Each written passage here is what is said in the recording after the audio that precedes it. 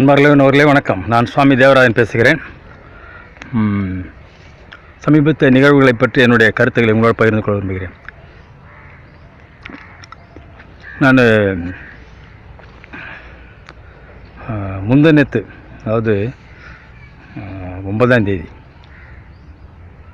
9ஆம் தேதி நைட்டு ஒரு கோயிலுக்கு போயிருந்தேன். ரொம்ப தூரத்தில், இங்கேருந்து ஒரு 200 கிலோமீட்டர் தூரத்தில் ஒரு கோயிலுக்கு போய், ஒரு கிராம கோயில், அதில் நைட் தங்கிட்டு அந்த கோயிலுக்கு போன அந்த ட்ராவலிங் டைமில் நரேந்திர மோடி 500 ரூபா 1000 ரூபா செல்லாதுன்னு சொல்லிட்டுக்கிறார். அது எனக்கு தெரியாது, நியூஸ் எதுவுமே நான் பார்க்க முடியல. நைட்டு போய் கோயிலில் நிம்மதியாக தங்கிட்டேன். நான் கையில் ஒரு ஏடிஎம் கார்டு மட்டும் எடுத்துன்னு போயிருந்தேன். காலையில் எழுந்த பிறகு பக்கத்தில் ஒரு கொஞ்சம் பெரிய ஊருக்கு ஏடிஎம்மில் ட்ரை பண்ணாக்கா எதுலேயுமே ஒர்க் பண்ணல, காசு கிடைக்கல. வெறும் 50 ரூபா தான் கையில் காசு இருந்தது. இப்போ பார்த்தாக்கா பேப்பரில், தினகரன் பேப்பரில் வாங்கி பார்த்தாக்கா 500 ரூபாய் 1000 ரூபாய் நோட்டுகள் செல்லாது இன்று இரவு முதல்னு சொல்லிட்டு நேற்று ராத்திரி நடந்தது போட்டிருக்கிறான். ரொம்ப கஷ்டமாயிடுச்சு. வெறும் 50 ரூபா வச்சுன்னா எப்படி மெட்ராஸ்க்கு வர்றது, பொன்னேரிக்கு வர்றது திரும்பி? நல்ல வேலையாக பக்கத்தில் தான் எங்கள் ஊர், சொந்த ஊர். அங்கே போயிட்டு எங்கள் அப்பா கையில், 82 வயசான எங்கள் அப்பா கையில் நான் காசு வாங்கி அங்கேருந்து வந்தேன். இதான் நரேந்திர மோடி கவர்மெண்ட்டோட முட்டாள்தனம், துக்ளக் கவர்மெண்ட். நரேந்திர மோடி ஏறக்குறைய 3 ஆண்டுகள் ஆகிருது. உருப்படியாக நாட்டுக்கு எதுவுமே பண்ணல, ஊரை சுற்றின்னு இருக்கிறார். இந்தியாவில் எத்தனையோ கிராமங்கள் இருக்குது, அங்கெல்லாம் போய் பார்க்கலாம்ல, அதை எதுவுமே பார்க்கல. இந்தியாவில் இருக்கிற எத்தனை மாநிலங்கள் கூட அவருக்கு தெரியாது. ஐ எம் சர்டன்லி டெல்லிங் திட். இந்தியாவில் எத்தனை ஸ்டேட்ஸ் இருக்குது, அதனுடைய சிஎம் யாருன்னு கூட அவருக்கு தெரியாது. எந்தெந்த மாநிலத்தில் எந்த ஆட்சி நடக்குதுன்னு கூட அவருக்கு தெரியாது. இந்தியாவில் எத்தனை கிராமங்கள் இருக்குது, எத்தனை நகரங்கள் இருக்குது, எத்தனை மாவட்டங்கள் இருக்குது, எத்தனை ஐஏஎஸ் ஆஃபீஸர் இருக்காங்க, இதெல்லாம் தெரியுமா நரேந்திர மோடிக்கு? இதெல்லாம் ஒன்றுமே தெரியாது. அதை பற்றி கவலையும் கிடையாது. ஊராக போய் நாடு சுற்றினுங்க, வெவ்வேறு நாடுகளை போய் சுற்றி பார்த்துன்னு இருக்கிறாரு. இது தேவையில்லாத பயணம். இது அரசு செலவில் நாடுகளை சுற்றி பார்த்துங்க, உலகத்தை. அவருக்கு எங்கே உலக நிலைமை தெரிய போகுது, நம்ம நாட்டு நிலைமை தெரிய போகுது. ஸோ அதனால் திடீர்னு ஒரு அதிரடியான ஒரு நடவடிக்கை எடுக்கும்போது ஃபைனான்ஷியல் க்ரன்ச், அது க்ரஷ் பண்ணும்பொழுது சாமானியர்கள் என்ன பாடுபடுவாங்கன்றது யோசிக்க வேணாம். ஒரு முட்டாள் பிரைம் மினிஸ்டராக இருந்துக்குன்னு அங்கங்கே இருக்கிறவன் 500 ரூபா 1000 ரூபா வச்சுன்னு எங்கன்னா வெளியூர் போயிருந்தான் என்ன ஆவான்? செத்து போயிருப்பான். பணம் இல்லாமல் செத்து போயிருப்பான். பணம் இல்லாட்டி இந்த நாட்டில் என்ன பண்ண முடியும்? ஒன்றும் பண்ண முடியாது. கையில் இருக்கிற காசு செல்லாதுன்னு ஓவர் நைட்டு சொன்னாக்கா, 8 மணி ராத்திரிக்கு சொன்னாக்கா, இன்றைக்கி ராத்திரிலேருந்து செல்லாதுறான்னு சொன்னாக்கா என்ன ஆவாங்க ஜனங்க? கருப்பு பணத்தை பிடிக்கிறவங்கள அவனுங்க. நரேந்திர மோடியோட கருப்பு பணம், அருண் ஜேட்லியோட கருப்பு பணம், எல்கே அத்வானியோட கருப்பு பணம். இதை வரவேற்றவங்க சில பேர் இருக்கிறாங்க. கருணாநிதி, ஸ்டாலின்லாம் வரவேற்றாங்க. இவங்க 2 பேருடைய கருப்பு பணம், ஜெயலலிதாவுடைய கருப்பு பணம். பெரும்பாலான நடிகர்கள் வரவேற்றதாக இன்றைக்கி நியூஸ் பேப்பரில் பார்த்தேன். ரஜினி, கமல், விஷால், தனுஷ் இவங்கெல்லாம் வரவேற்றதாக போட்டாங்க. இவங்களுடைய கருப்பு பணம் எல்லாமே சேஃபாக ஃபாரினில் இருக்குது. இவங்க எல்லாருடைய கருப்பு பணம் ஃபாரினில் இருக்குது. வயர் ட்ரான்ஸ்ஃபர் பண்ணுறாங்க. அவங்க ஆன்லைன்லேயே பணம் ட்ரான்ஸ்ஃபர் பண்ணுவாங்க. அவங்க செக்கு கொடுத்து டீல் பண்ணுவாங்க எல்லாத்தையுமே. அன்அக்கௌண்டடாக ஃபாரின் செக்கு கொடுத்து டீல் பண்ணுவாங்க. அவ்வளோ பெரிய ஆளுங்க இவங்க எல்லாமே. இவங்களுக்கு என்ன 500 ரூபா 1000 ரூபா நோட்டை திடீர்னு பேன் பண்ணாக்கா என்ன ஆகும்னு தெரியும்? சாமானியர்கள் கிட்ட தான் வெறும் கரன்சி இருக்குது. இவங்க கிட்டலாம் பேங்க்கில் இருக்குது. ஃபாரின் பேங்க்கில், ஸ்விஸ் பேங்க்கில் இருக்குது. ஐசிஐசிஐ பேங்க் இந்தியன் பேங்க்னு தான் பேர். ஹெச்டிஎஃப்சி பேங்க்கில் அடிஷ்னல் சேனல்னு ஒன்று போட்டிருக்கான். இது மாதிரி வெவ்வேறு பேங்க்குங்க இருக்குது. செகண்ட் சேனல்னு சொல்கிறானுங்க. அதுக்கு செகண்ட் சேனலில் போட்டாக்கா ஃபாரினில் போய் செட்டில் ஆகிடும். அக்கௌண்ட்டு மட்டும் இங்கே இருக்கிறதே தெரியாது, இங்கேருந்து மட்டும் டீல் பண்ணலாம். அது மாதிரிலாம் பண்ணின்னு இருக்கிறாங்க. இவங்க பணத்தெல்லாம் பத்திரமாக வெளிநாட்டில் வச்சுட்டு இங்கே இருக்கிற மிடில் கிளாஸ் பீப்புள் அவங்க மேலே தான் கையை வச்சது நரேந்திர மோடி. அவன் கஷ்டப்பட்டு சம்பாரிச்சு 1000 2000 3000 4000 செலவு பண்ண முடியாமல் 2 நாள் பாடுபட்டாங்க, சோத்துக்கு வழி இல்லாமல்.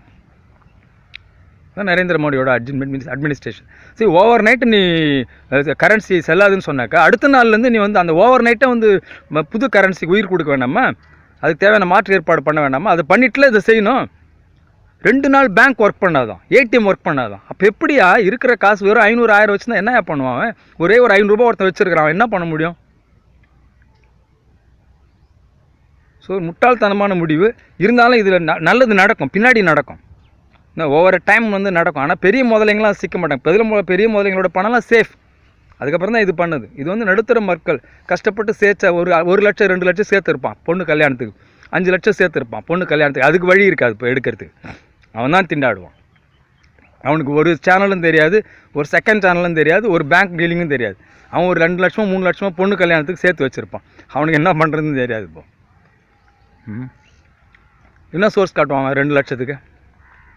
இவங்களுக்குலாம் ஆனால் இப்போ நான் சொன்ன பாருங்க, எல்கே அத்வானிக்கெலாம் நல்லா தெரியும் என்னென்ன பண்ணாக்கா எவ்வளோ பணத்தை எங்கே சுருட்டி எங்கே அமுக்கலான்ட்டு. கருணாநிதி, ஸ்டாலின், ஜெயலலிதாவெலாம் நல்லா தெரியும் எங்கே வைக்கணும், பணத்தை எப்படி வச்சு எப்படி எடுக்கணுன்ட்டு. அவங்க பினாமிஸ் வேறு இருக்கிறாங்க, அவங்க நூற்றுக்கணக்கான பினாமிஸ் இவங்களுக்குலாம். அவங்க பேரில் பணம் டெபாசிட் ஆகிருக்கு, அவங்க பேரில் சொத்தாகிட்டு இருக்கு ஏற்கனவே பணம். பிளாக் மணியில் பணம் சம்பளம் வாங்குற பெரும்பாலானவங்க நடிகர்கள் தான். நடிகர்களுக்கு கொடுக்குற பணத்துக்கு கணக்கே கிடையாது. Supreme court judges, high court judges, இவங்க எல்லாமே பணம் பிளாக்ல வாங்குறாங்க. எதுவுமே அவங்க நேர்மையாக செய்ய மாட்டாங்க. ஒரு தீர்ப்பு கொடுக்கறதுக்கு முன்னாடி காசு போய்டும் அவங்களுக்கு. எதிர்கட்சி வக்கீல், வழக்கு போட்ட வக்கீல், அது எதிர்கட்சி வக்கீல், இவங்க 2 பேரும் சேர்ந்து டீல் பேசிக்குவாங்க ஜட்ஜோடு. அதுக்கான பணம் ஜட்ஜுக்கு போன பிறகு தான் யாருக்கு ஃபேவரபிள் அதுக்கேற்ற மாதிரி தீர்ப்பு. இதுதான் இந்தியாவில் நடந்துன்னு இருக்குது. இவங்கெல்லாம் பணத்தை சேஃபாக வச்சுக்குவானுங்க. சாமானிய மக்கள் அன்றைக்கன்னைக்கு வியாபாரம் பண்ணுற ஒரு 1000 2000 சேரம் என்ன பண்ணுறதுன்னு தெரியாமல் முடிச்சிருப்பான் அந்த 2 நாள். ஸோ அதனால் இது நல்ல ஒரு திருப்பம் தான். ஆனால் அந்த திருப்பத்துக்கு போதுமான அதுக்கு தேவையான மெக்கானிசம் செய்யாததால் தான் நரேந்திர மோடி மேலே எனக்கு இவ்வளோ கோவம். மாற்று ஏற்பாடு செஞ்சுருந்தால் ஒரு திருத்தத்தை கொண்டாடணும். நம்ம ரொம்ப நல்லது செய்கிறதா நினச்சிட்டு நம்ம ரொம்ப கெட்டது செஞ்சுருக்கோம். இந்த மீன்வாயில் அதுக்கப்புறம் என்ன ஆச்சுன்னு பார்த்தீங்கன்னா 2 நாள் ஜனங்க ரொம்ப திண்டாடி இருக்கிறாங்க. சாமானிய மக்கள் தான். அது பெரியவங்களுக்குலாம் ஒன்றும் கிடையாது. பெரிய மனுஷன்லாம் நல்லா நிம்மதியாக இருக்கிறான். அவனுக்கு என்ன இருக்குது? அவங்க ஒரு ஃபோன் பண்ணானாக்கா மளிகை சாமான் வீட்டில் வந்து இறங்கும். அவங்களுக்குலாம் ஒன்றும் கிடையாது. சாமானிய மக்கள் தான் தினசரி வாழ்க்கையில் ரொம்ப பாடுபட்டுட்டாங்க. இருந்தாலும் இது ஒரு திருப்பத்தை கொண்டு வர வாய்ப்பு இருக்கிறது. ஆனால் இதனால் பிளாக் மணி இல்லாமல் போய்டும் சொல்ல முடியாது. நேற்று பார்த்தீங்கன்னாக்கா ஒரு தஞ்சாவூர் ஏரியாவில் வந்து நேற்று இது 2 சீஸ் பண்ணியிருக்காங்க, 2 வெஹிக்கிள்ஸை மணி டிரான்ஸ்போர்ட் பண்ணதெல்லாம் வந்து புதுசாக இப்போ பிரிண்ட் பண்ண 200,000 கரன்சியாக அதில் இருக்குது. பிடிப்பட்டது யாருக்கோ 8 கோடி ரூபாய் வந்து பிடிச்சிருக்கிறாங்க. அதில் வந்து இப்போ நாளைக்கு டிஸ்ட்ரிபியூட் ஆக போகுது. அதாவது இன்றைக்கி 11 தேதி, 12ஆம் தேதி தான் புழக்கத்துக்கே வரக்கூடிய கரன்சி நேற்று போய் இருக்குது, மாட்டி இருக்குது. ஸோ அதனால் அது பணப்புழக்கத்தை வந்து நம்ம தடுக்கிறது ரொம்ப ஈஸி கிடையாது. அதை நீங்கள் தடுக்கிறதுக்கு பண்ணுற முயற்சி வெல்கம். ஆனால் அதுக்காக ஏழை மக்கள், நடுத்தர வர்க்க மக்களை வந்து பாதித்து பணக்காரங்களை சேஃப்கார்ட் பண்ணிட்ட பிறகு அவங்கள வந்து கஷ்டப்படுத்தி நான் நேர்மையான ஆட்சி செய்கிறேன்னு சொல்கிறது தப்பு. அதே மாதிரி பார்த்திங்கன்னா நரேந்திர மோடி இன்னொரு வேலை, பாகிஸ்தானில் தேவையில்லாமல் அத்துமீறி போய் குண்டை போட்டு தீவிரவாதிகள் அழிக்கிறேன்னு சொல்லிட்டு குண்டை போட்டு அவன் சதா வந்து எல்லையில் வந்து தொந்தரவு பண்ணின்னு இருக்கிறான். ஜம்மு காஷ்மீர் எல்லையில் ஜனங்க நிம்மதியாக வாழ முடியல. இது ஒரு தப்பான முடிவு. இது ஒரு எல்லை தாண்டி நம்ம யாரையும் தாக்குனது இல்லை. நம்ம எல்லை தாண்டி வரும்போது தான் நம்ம டிஃபெண்ட் பண்ணுறதுக்கு தான் டிஃபென்ஸ்னு பேர் வச்சான். அஃபென்ஸ்னு பேர் கிடையாது நம்ம மிலிட்ரிக்கு. டிஃபென்ஸ் சர்வீசஸ் தான் பேர். நம்மளை அடிக்க வந்தால் தான் தாக்கணும், அடிக்க வரவனே அடிக்கணும். அதுதான். அவன் தேவையில்லாமல் பாகிஸ்தான் கூட சண்டை போட்டு அவன் இப்போ டெய்லி அவங்களுடைய இதுக்கு முன்னாடி தீவிரவாதி தான் உள்ளே வந்து அடிச்சிருந்தா இப்போ அவங்க மிலிட்ரியை உள்ளே வந்து அடிக்கிறான். ஸோ இது ஒரு தப்பான முடிவு. ஸோ நரேந்திர மோடி கவர்மெண்ட்டு எதுவுமே உருப்படியாக செய்யலை. ஆயில் ப்ரைஸிங் கூட அவன் கவர்மெண்ட் எடுத்துக்கல. இன்றைக்கி வரைக்கும் ஆயில் டீலர்ஸ் தான் வச்சுன்னு இருக்கிறான். ஆயில் கம்பெனிக்கு தான் வந்து ப்ரைஸ் ஃபிக்ஸிங் பண்ணின்னு இருக்கிறாங்க. என்னத்த கவர்மெண்ட்டு நரேந்திர மோடி கவர்மெண்ட்டு? இது இன்னும் நம்ம 2-3 வருஷம் தாக்கு பிடிச்சாகணும் இந்த முட்டாள் அரசாங்கத்தை. இது என்னுடைய வன்மையான கண்டனத்தை நரேந்திர மோடி அரசுக்கு நான் தெரிவித்துக் கொள்கிறேன். நன்றி, வணக்கம்.